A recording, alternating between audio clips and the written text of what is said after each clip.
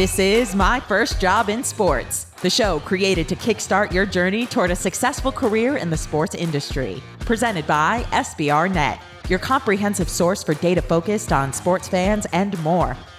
Here's your host of My First Job in Sports, Neil Schwartz. One of our, what I like to call get in the game editions of My First Job in Sports. Our guest today that we're going to speak to, Carissa Sweigart, works for Acushnet, and of course they're part of, it's Acushnet, it's Titleist, it's FootJoy.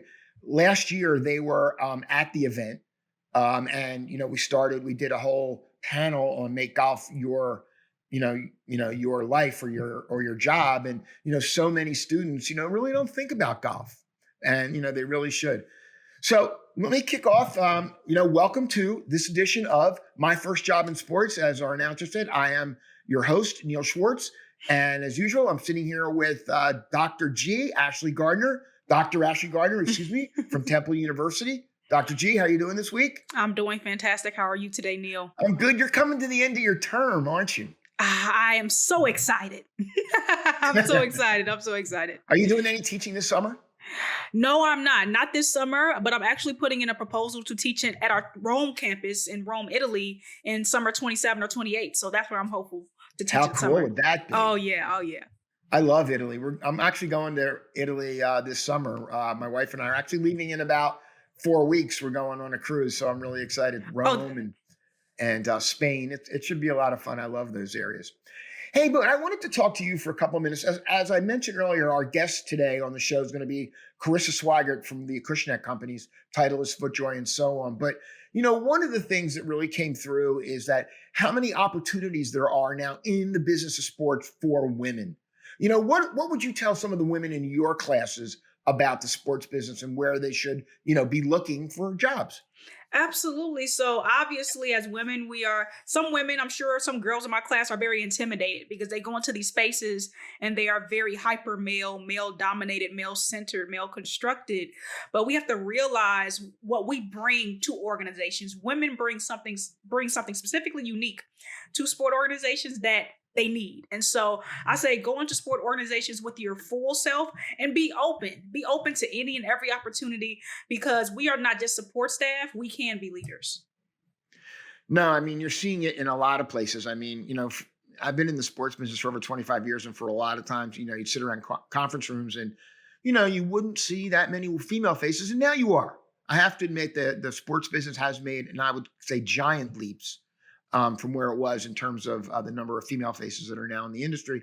There's still a long way to go with faces of color, and that's one of the reasons why we do the Get in the Game event. This year, it's November 7th through 9th in Baltimore at the Marriott Inner Harbor at Camden Yards.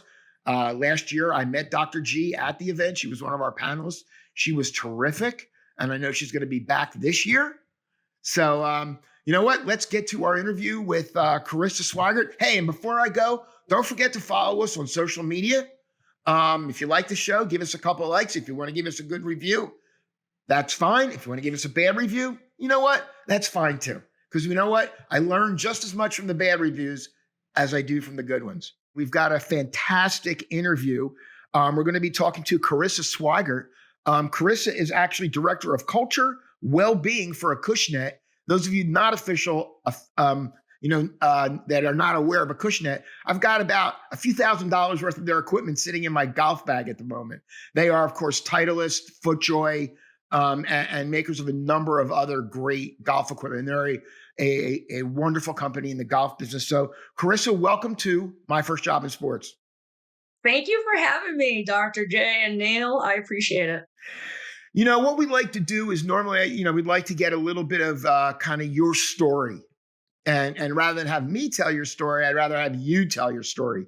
So, Carissa, this is your chance to kind of give us your story, where you went to school, what you studied. And then I know you've had quite a job history, and worked for some great companies, I might add, and great organizations. So, our audience, I think, would really enjoy hearing about it. Yeah, for sure. So, I grew up in Cape Cod, Massachusetts. My family probably generation after generation came over from Portugal, Cape Verde, and Native Americans. So we got a lot of family members here on the Cape and the islands, but grew up on the Cape. I've been a part of sports my entire life. I grew up with a lot of uncles and aunts who are all athletes in their own right. And so, at the age of 2, I think was the first time I had a baseball in my hands. Wow. So one of the first girls in my town to play Babe Ruth baseball, one of the first girls in my town at the time to play Pop Warner football. Wow. So early on, I just had a desire to be an athlete, to be in the game. And that love just kind of grew. And it really led me then to pursue a career in sports. And so I had that opportunity. High school, I played soccer and basketball. And then I went on to Nichols College here in Massachusetts in Dudley, where I was able to play soccer and basketball in college, and got my degree in sports management. Awesome. I love that. And so first things first, I need our audience to understand that we have a vet among us. Okay, because you have a robust job history. And so considering that, I want to start off with a fun question. If you could describe your career in one word, using one word, what word would that be and why? Awesome. Sorry, I jumped the gun, Dr. G. Awesome. I'm very blessed. I know I am. It's been a journey where it's just been a lot of cool jobs, a lot of great companies, a lot of amazing people. And I want you to start talking about those cool jobs. One thing that you and I have in common is that we both worked for the Olympic movement. I worked for USA Fencing for a couple of years. Oh, nice. And you have some experience within the USOPC. So can you talk about your experience within the USOPC? Because again, students, they need to broaden their scope in regards to the job opportunities that's available. And so can you speak to that? Yeah, and first alum, I love it. Dr. G, we're alum of the United States Olympic Committee. There's Absolutely. not a lot of us, right? I mean, listen, and I'll tell all the students out there, the United States Olympic Committee, there's over 50 to 25,000 students a year that apply for those jobs. And it is one of those coveted roles and jobs, and I was very fortunate. So in 2002, I had the opportunity, and it's pretty little bit of a story. My professor at the time, sports management professor, came up to me and she said, Carissa, we got 2 internship opportunities for you to think about. One is the Boston Red Sox. The other one is the United States Olympic Committee. And I sat there, and without a doubt, I said, the USOC, I want to go for that one. And she just kind of looked at me like, well, Red Sox are right down the street. Like, everyone wants to work for the Boston Red Sox, and nothing against the Red Sox. Absolutely. It would have been amazing. But I knew I wanted, one, to get out of Massachusetts. I wanted to get away from what I've only ever known my entire life is the state of Massachusetts. 2, I wanted to live out in the Midwest, in the West, in Colorado, and then to work for the United States Olympic Committee, nothing I ever thought of or imagined. So when that opportunity came, I jumped, I applied, I was fortunate enough to get it. And yeah, I found myself my senior year, I had 2 semesters left. So I went out there during the Salt Lake Olympics in cold, very cold Colorado Springs, Colorado. There's not a lot out there in Colorado Springs, Colorado, by the way. It is beautiful there, though, I will say. Sun, all the sun that you'll ever need. I love Colorado. All the sun you will ever need. But yeah, so I was one of 12 students that got to live on the Olympic training facility. Wow. With some really amazing athletes. I mean, I don't know if you all recall, I still do, but you're talking Bodie Miller, Rulon Gardner, Paulo Ono, Cammy Granado. So I was able, as this young kid still in college, rub elbows with some of these great Olympic athletes that honestly showcased themselves during that Olympics. Right. So it was an amazing experience. I worked for U.S. Hockey, which was cool. And for U.S. Hockey, my internship was focused on U.S. Hockey inline. So I'm going back quite a ways. Some students might be inline hockey. Well, in 2002, inline hockey was starting to take off. U.S. Hockey was smart enough to branch off. And in my internship, I was a group of associates that worked on high school tournaments, developing these tournaments, doing events all throughout the region. So it was a really cool experience. I never experienced inline hockey. I was never even a hockey player. So it was really cool because it was a sport that I never engaged in, but learned a lot, loved it, got into hockey because of it. And yeah, it was an amazing time. One of the things we talk to students about a lot is that, you don't have to love the sport. You don't even have to know the sport in order to be involved. But the way to get involved, though, is to volunteer. We interviewed somebody yesterday who works for the Miami Dolphins, and, Dr. G, pointed out that, he volunteered to work for a number of events, and that was his kind of entree into the sports business. Where are you on that? How would you advise a student right now who wants to come out of school and, would you advise them to go to work for, let's say, the Olympic movement or even work for one of the NGBs? Absolutely. My advice, because I talk to a lot of students, I stay connected to Nichols College, my alumni, right? I'm a proud alumni, proud Bison, go Bison to my team out there. And I stay connected to a lot of those students and even students in other schools. For me, it's part of giving back, especially for women and women of color. I say again, I'm very lucky and fortunate to have the professional career I've had. I know it's challenging for a lot of other people, especially in the sports space.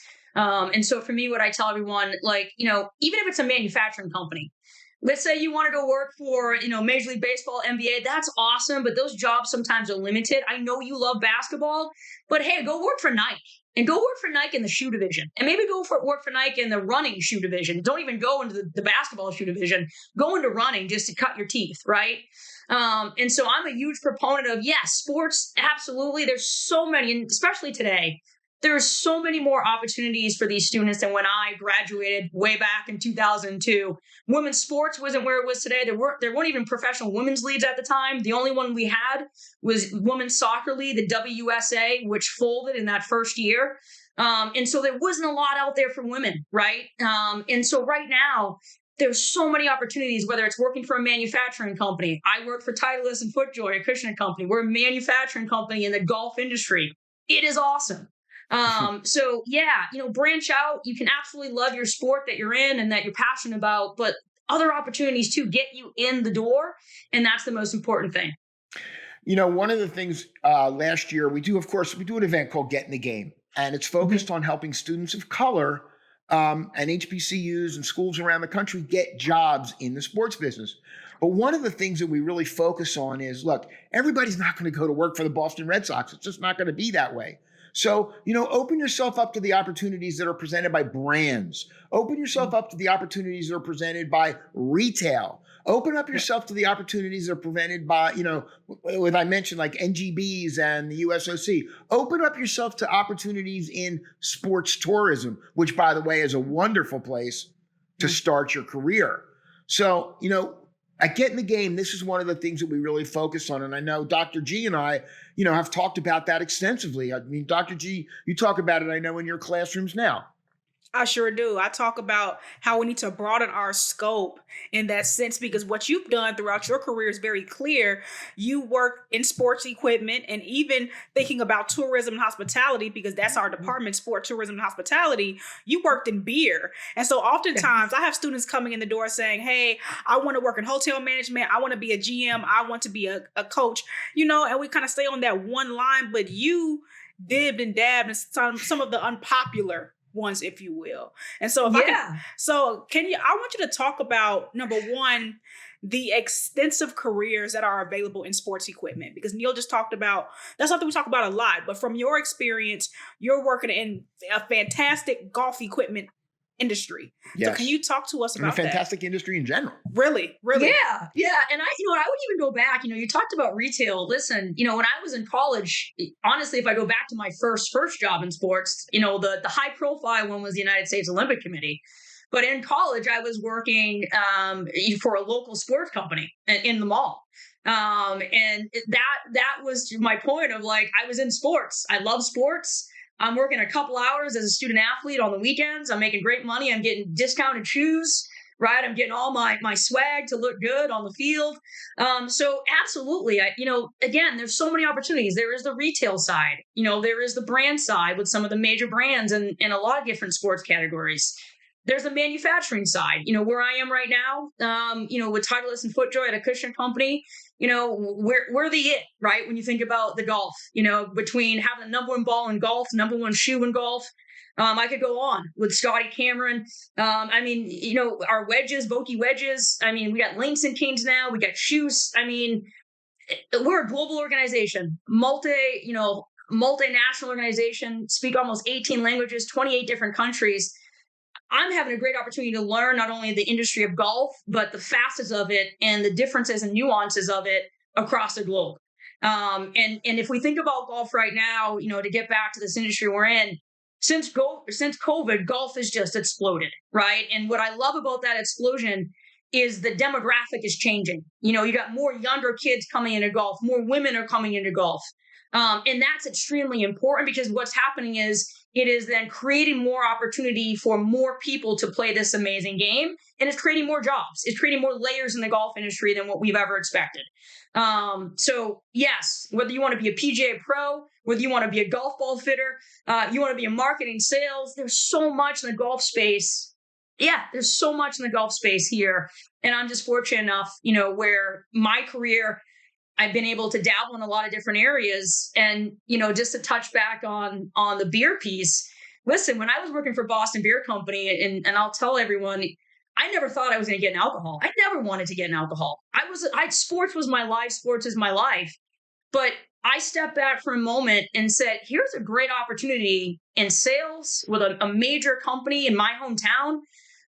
You know, it was a great role at that age to have an unlimited credit card to go out and buy people beer. And I mean, that was just like a dream come true. And in that, guess what? I was playing in golf tournaments every weekend. And that's how golf came to me, was through Boston Beer Company, because I was now hosting tournaments. I was playing with buyers every, you know, Monday or every Friday or on the weekend. And then my love for golf developed. And the cool story, I'm going to circle back around for you all. What got me to Acushnet was I was at Boston Beer for 18 years. I thought I was going to retire there. I was extremely happy there. Through Boston Beer, I met our current senior director of talent acquisition, just through a network, a peer network of HR professionals in Boston.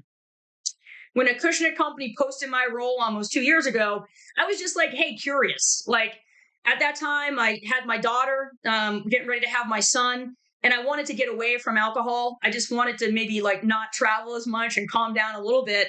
And guess what? That network, that relationship that I had led me here to Acushnet Company. So again, blessed, yes, but a lot of it's a network. A lot of it is just putting yourself out there and trying new things. You know, one of the things when I look at your career and I look at your path, you might almost say it's non-traditional. And I think that's also something that I think students really need to pay attention to, is that there's no cookie cutter formula to this.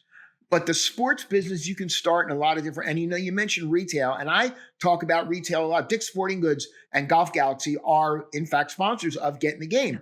And one of the things that I talk about with students all the time when I see them at the event is that, you know, oh, you know, I don't know if I want to work at Dick's Sporting Goods. I'm like, well, let me clue you in on something. If you want to learn about sports, the best place to start is where the rubber meets the road. And where the rubber meets the road is with the consumer. You know, there's your chance to talk about, you know, what consumers are thinking, and then be able to translate that to what they're actually doing, and then learn how to build relationships. Because even though, you know, you may not be a long-term relationship, somebody's just coming in to buy something for their, you know, their kid, a soccer ball or new cleats or whatever it might be, you're still developing a relationship. You're still learning how to build trust. You're still learning how to ask questions. So, you know, I hear what you're saying, but, you know, again, non-traditional. You're out. Tell me about, though, what you're doing right now, because the title really kind of, what's the word I'm looking for? Threw me. By the way, you know, I talked to Andrea Lattimore. I know you know Andrea well, you know, and I've developed a great relationship with Andrea, and also Jasmine Cunningham. Yep. Fact is, Jasmine Cunningham was, I think, the very first interview that we did 30 episodes ago on My First Job in Sports, when she was coming away. I think she was with not Get Golf Ready. What's the First Tee? Got it. When she was working for the First Tee, and then accepted a role at, you know, school, and then accepted a role with Acushnet. But tell me about what this Director of Culture Wellbeing is all about. Yeah, you know, it's a great role. And it's, you know, interesting. You talked about my non-traditional past, right? It's very unique. I mean, in this 27-year career that I've been blessed to have, I've done sales, I've done marketing, people and culture, HR, well-being. And Acushnet was the company that allowed me to bring all of that together. And so when we look at that title, I mean, you mentioned Andrea and Jasmine. I work very closely with both of them, and our team really, we touch everything from internally, how we help support our associates. So to make sure their experience is at the level to get them to be at their best, and we retain that best talent. And so Our team does events and activations. We have associate resource groups to make sure that all of our associates connect with each other. We also have our team runs the engagement survey, which, it's very instrumental for a lot of corporations, especially big corporations, to understand how their employees are feeling at any given time. And so we have the pulse of the organization because our team works across the business with leaders to understand how their teams are feeling, how their associates are feeling. We're fortunate enough at Acushnet at various sites around the globe to have on-site cafeteria restaurants. We have on-site gym facilities. Here in Fairhaven, I'll talk about, we have reflexology, acupuncture, physicians. We really do live this idea of helping our associates thrive. And that is everything from mental, physical, emotional well-being. That's how we have some of the highest retention. That's why we are so innovative on what we do, is because we take care of our people. Sure. And our team plays a small part in that. So one day it could be talking about nutrition. We're getting ready to gear up for Mental Health Awareness Month next month. So our team is working on community circle calls for our associates to jump on and just some tips and advice with the uncertainty that's happening with this world, how to navigate that and minimize stress. So we really touch everything. And again, which is awesome. And I think what is really cool about this is that it's allowing me especially to now spend more time with associates globally. Right. Whereas a lot of my former roles were US based. This is the first global role that I've had. And so I was just out last June, I got to go out to Montetea, France at our location there. Wow. And spend time with our associates. I was out in UK. We're spending some time with our associates in St. Ives and understanding their culture, understanding what golf is like out there, and how we can support the associates across these different globes and regions and language barriers. And so, if you can't tell, I love what I do. I can tell. It's centered around people. And like I said, it's something different every day for our team. Yeah, you might make me chuck the rest of my day and go out and play 9 holes. Hey, I'm sorry.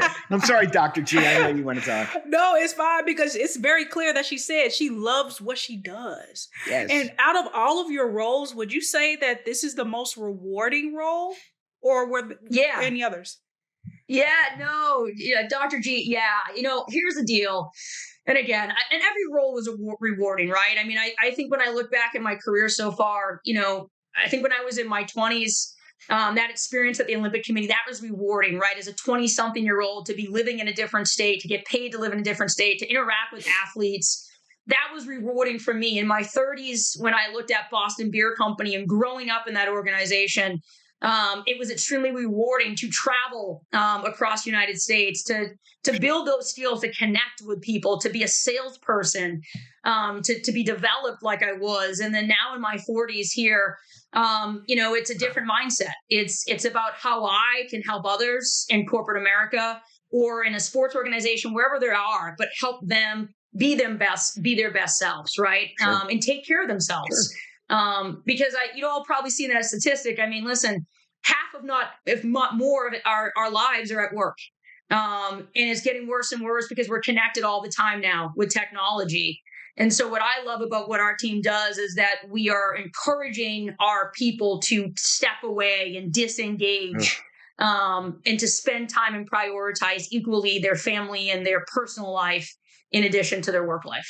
And I find that incredibly unique, specifically in sport. You all are focused on work-life balance, mental health, and where sport is a culture of, if you're not grinding and working 15 hours a day, you aren't dedicated. You know what I'm saying?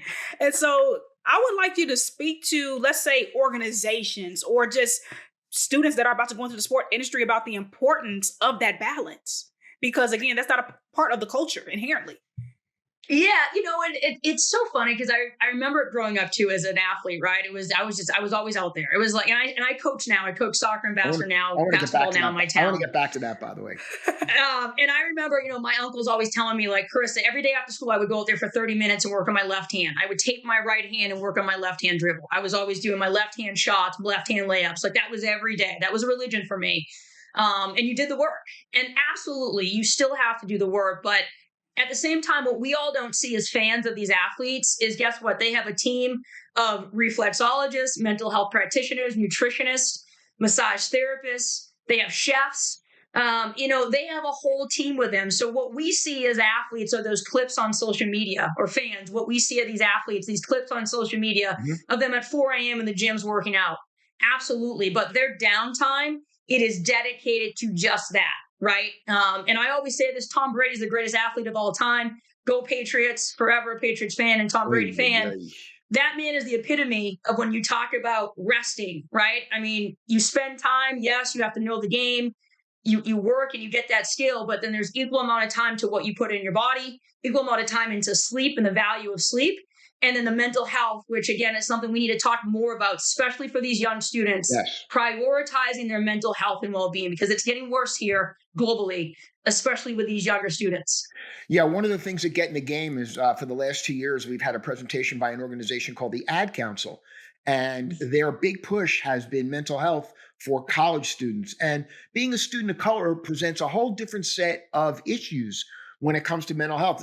Dr. Ashley's heard me talk about it. And a lot of these students, when they start their first job, they go to their first internship, whatever it might be, they might be the only face of color in the room around the table. And how do you deal with that?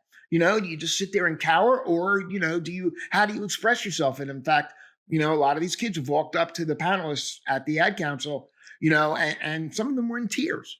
Because why? Because somebody finally got it. Somebody finally understood. And you're right, mental health.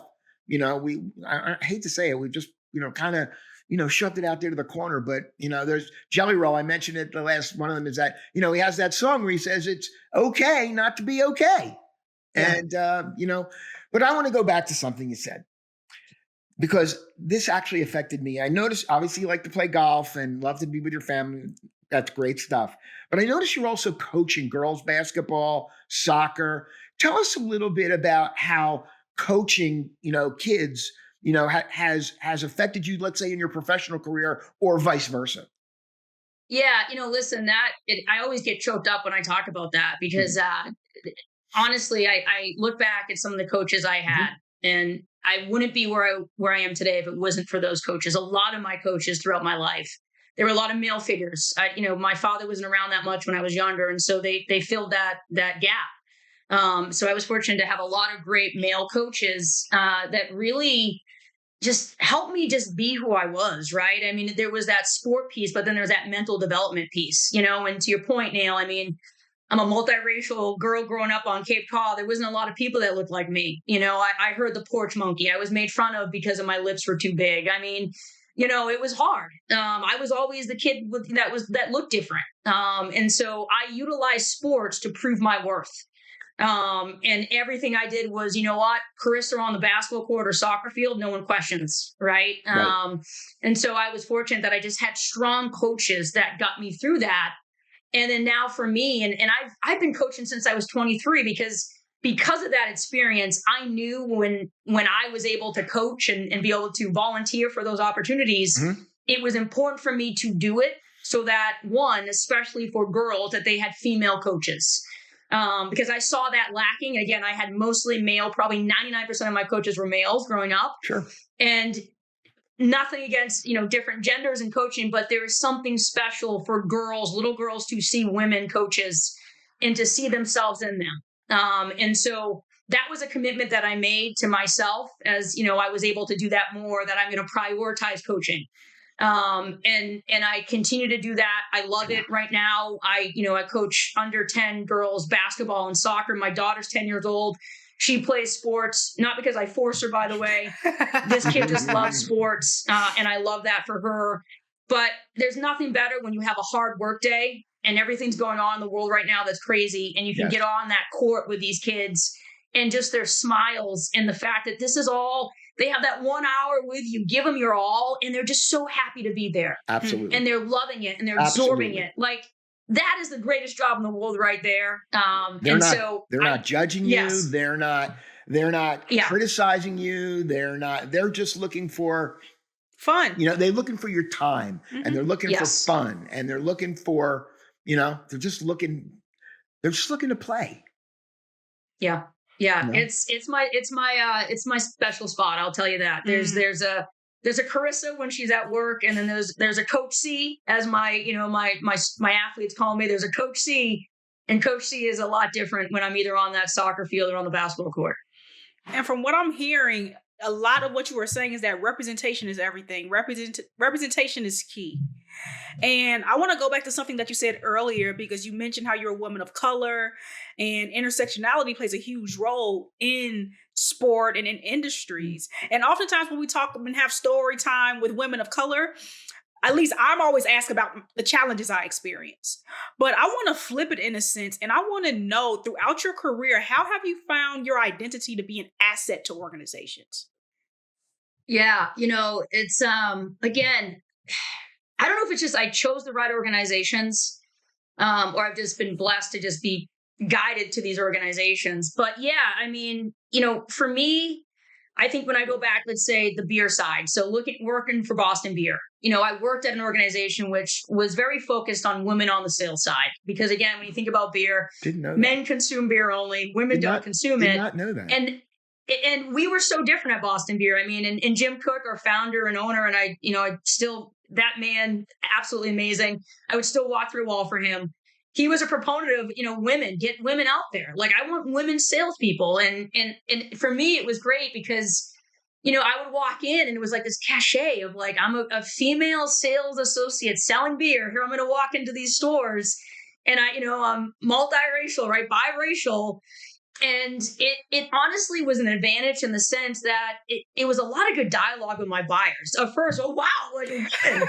And then, are you Hispanic, Latino? Because I was in Colorado. So they went to Hispanic, Latino right away. And I was like, no. And then to explain what Portuguese Cape Verdean is. And, that's a Massachusetts thing, right? So then that was a whole dialogue. But honestly, it helped create a lot of strong relationships. It helped coach a lot of people in the industry that maybe haven't come across someone like me before. Sure. And it helped me be more curious and be more open to people that had questions. And so I think it was a win-win for both, the organization at the time and then my buyers that I interacted with and even myself. Would you guide your 10-year-old daughter into the sports business out of curiosity? Would I guide my 10-year-old daughter? Would you say, hey, I think she's sports business is good, would you say, hey, you should check out the sports business? I think she's going to be a coach. I don't know what sport. What I can tell you is she's extremely intelligent. She's very outgoing, very curious about people. She's a carer. She just gives. She gives a lot too, but she loves the aspect of coaching. And it's funny because as a 10-year-old, she'll get on the sideline with me and be like, Mom, what play are we running? We should maybe run that. Or why is she always dribbling with her left hand? Like, so absolutely. Here's what I'm going to tell you. As a parent, I want my child to be happy. Wherever direction my child wants to go, I'm going to 100% always support them. And that's it. Wherever they want to go. Both my son and my 3-year-old daughter. I used to coach my kids. My daughter in particular, she was actually a pretty good athlete. And interesting, she played soccer for a number of years and I coached. And I really didn't know that much about soccer, but I knew enough that I could coach the kids. Now, where I really got into coaching was when she just came to me and said, Dad, I want to play roller hockey. Our community built a roller hockey rink, inline skates and all that. 325 boys and Melissa, my daughter. And people used to always say to me, who is that little girl out there with the ponytail, coming out from under her helmet? And I used to say, hey, that's my daughter, and I would get so proud because, it just meant a lot to me that she was, was brave enough. She was courageous enough. She was, this is what she wanted to do. And she went out and did it. Yeah, I love it. And Neil and Dr. G, I mean, listen, that's the benefit of sports. Sure. So not to get on a PSA to these students or either parents listening or just anyone listening. I mean, that's the benefit of sports. It is not to put your child in sports to be the next Mia Hamm or Paige Beckers. It is to put your child in sports to gain really needed skills of teamwork, empowerment, self-awareness. I mean, I can't say enough what sports does. Even if your kid is like, I'm not an athlete, just having them involved is going to help them as they go, especially in the work environment. It's going to help them because when you think about working, there's not a lot of roles out there, which is a role of one. You're working cross-functionally. And I think that's another important thing. And that's why I'm an advocate of sports in general, because it helps these kids develop and it gets them prepared for life after school and what it's going to be like out there when they have to rely on other people to get things accomplished. one of the things we talk a lot about, and Dr. G and I have talked about this nonstop, but a lot of students are shy. They don't want to walk